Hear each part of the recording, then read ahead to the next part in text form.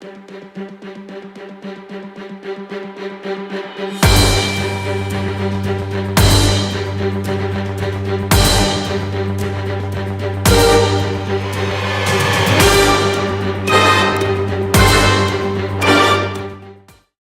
welcome to River Talk, the podcast for civic discussion on the campus of Clinton Community College.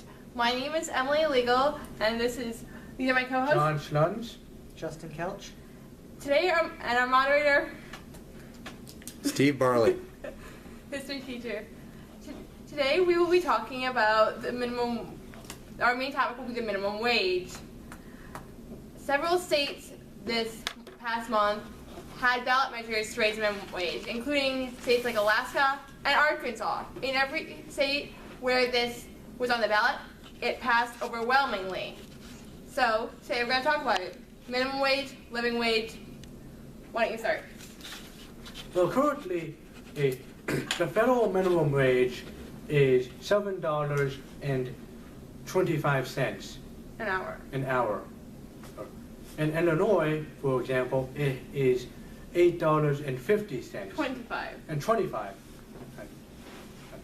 Got it wrong. Okay. And I figure in many other states, the minimum wage is more than that also.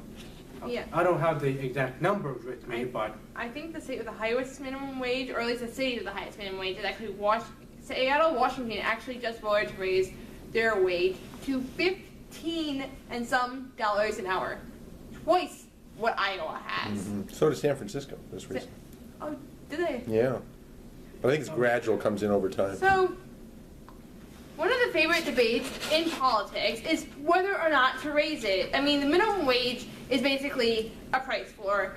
A price floor is an economic term used to mean that the government sets an arbitrarily low price or high price to solve the equilibrium, the balance of supply and demand, from going too low, to give the person, that way the laborer, the supplier, a fair price. Many argue that this is wrong, that businesses should be able to pay what the market will pay, while others argue that workers need to live, and that if we get rid of the minimum wage, as current Iowa U.S. Senate-elect Joni Ernst advocated, will harm workers because they'll lower it and make it even harder to live. yeah, but the flip side is it'll also harm small businesses as well. If you raise the minimum wage, less skilled workers may be not able to find as much work because their work may not be as worth it much as stated. I know it sounded bad on that, but Yeah. everyone makes stuff. Let's say I make $10 worth of clothing every an hour. It'll make sense for the employer to pay close to that. However, if the minimum wage was set to let's say $11 an hour, and I only made $10 worth of stuff an hour, that would mean that the employer would be losing money on me, and that would mean, well, sorry bro, you're not making enough money. We're taking losses on you, so we're gonna have to let you go. That's the opposing argument. Justin, what do you think? Well, I think trying to find the equilibrium between the rights, because it obviously does deter small businesses, and certain tax and incentives already make certain things hostile to small business owners. Are we favoring the conglomerates like Walmart when we're raising minimum wage, arming out their competitors for them?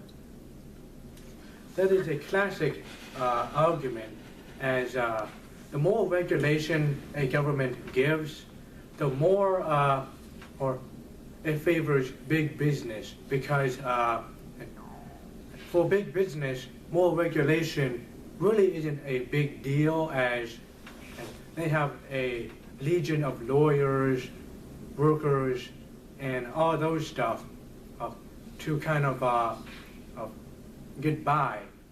as to or jump the hurdle. Or define loopholes. That too. Well, small businesses don't have those resources, so they can't jump over the hurdle as the big businesses can. And I think the minimum wage is not as much an economic argument as it is a moral argument. Yes, there's economic elements, but labor is not a good like eggs. Eggs, if there's a lot of eggs, the price can go down. If there's not many eggs or there's not much beef, that's a current example, the price will go up. It's supply and demand. However, labor is not a good. Labor involves living, breathing people who need money to survive, period.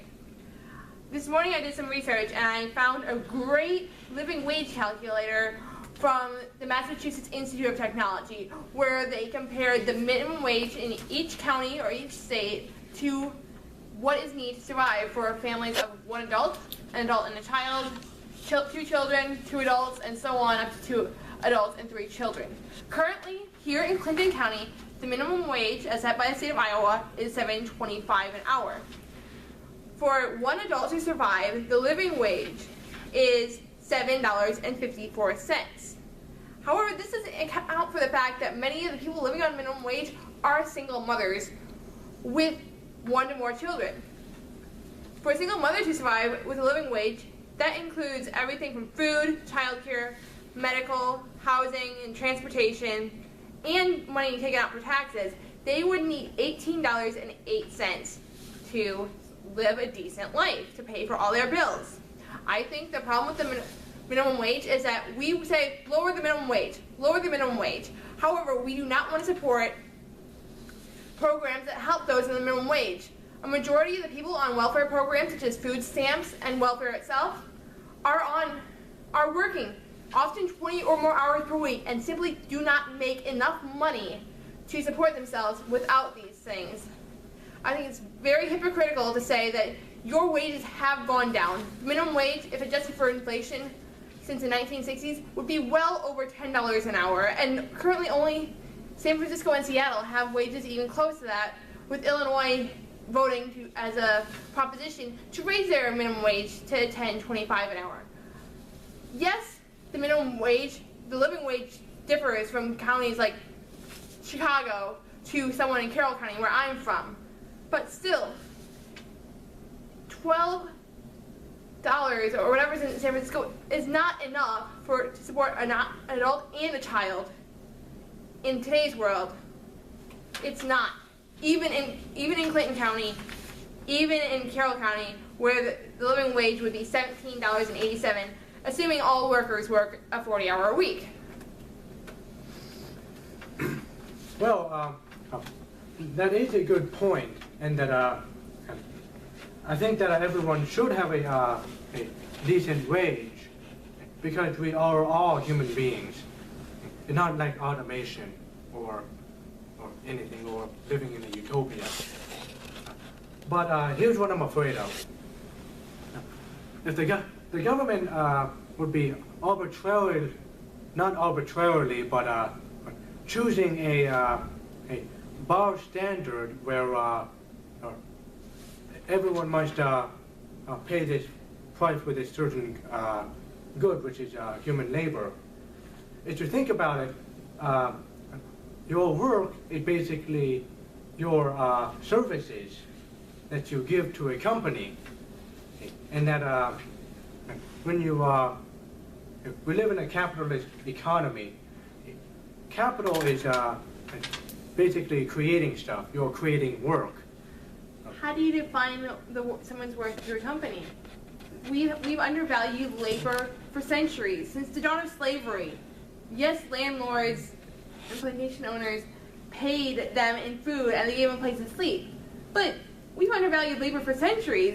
That didn't mean they led a decent life. They led horrible lives. And people are by nature greedy. Corporations, they want to pay as little as they can get away with. Take Walmart, for example. They made over how much billion dollars in profit? They made $160 billion in a year. But $1 billion in profits. Walmart is currently the United States' largest employer, and their average wage is, let me find it. Their average wage, according to a study by University of California, Berkeley, is $8.81 an hour.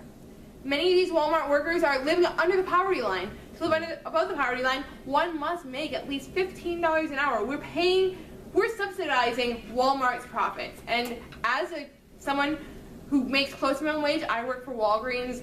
I make $8 an hour. That's the starting wage. The grocery store across the street pays $7.50 an hour, and a lot of other places in town pay $7.25 an hour. We're subsidizing their full-time workforce. We're giving our tax money in the form of food stamps to their workers because they can't pay them enough. That's what I'm against. Well, Dustin? I was gonna say that comes to a total of $8 times someone working full-time, 40-hour a week. That comes to $1,260. And considering what we pay people with Medicaid, Medicare, and the elderly, that I think comes out to about $600 or $700. So that being said, the cost of living has definitely gone up over the years. Maybe that's something else to look at. Instead of raising the minimum wage all the time, we could look on capping the cost of living.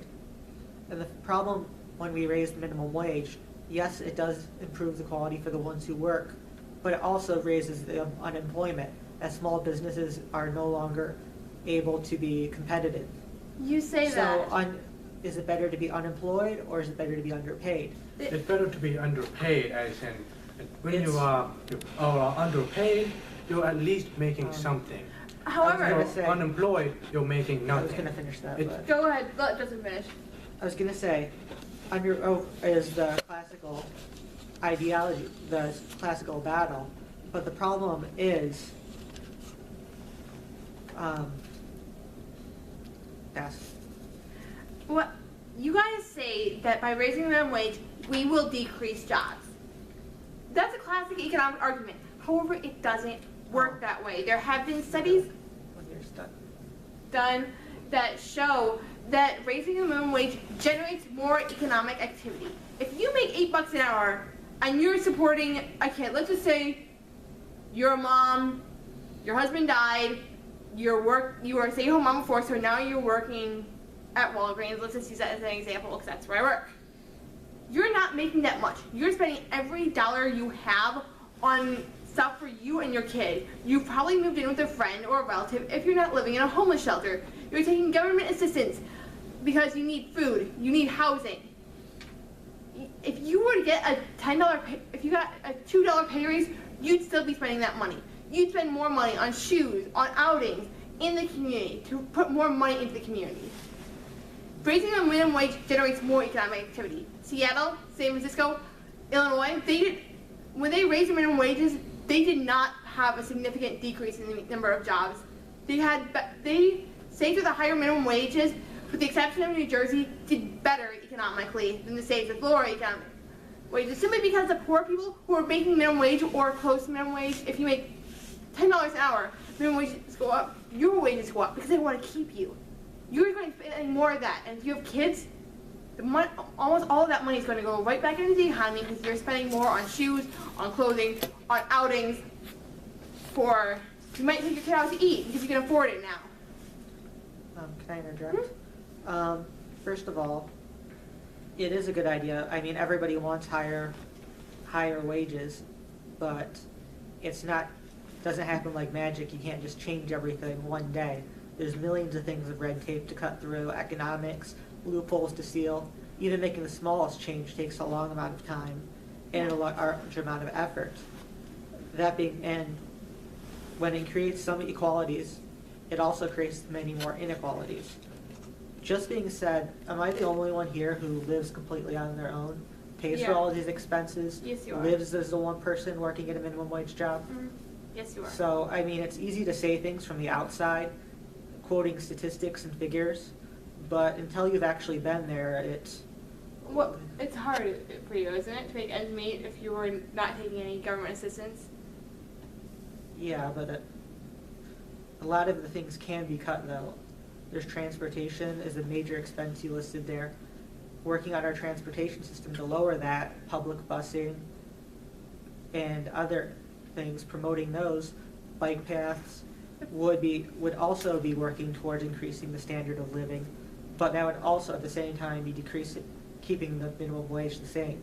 The problem is looking at the minimum wage only is never enough to solve the problem, unless you look at it from both sides, both the cost of living and the minimum wage. the problem is that many don't want to. Social service programs have gotten cut, especially state and local ones like transportation funding. Over the past recession, state budgets and one of the main arguments is that if you want better wages, you should get an education. The wages have the wages adjusted for inflation have shrunk over the past 30 years, while education costs have increased by more than 1,000%. So it doesn't make sense to tell a minimum wage person, you should just get an education, because many of them can't afford it.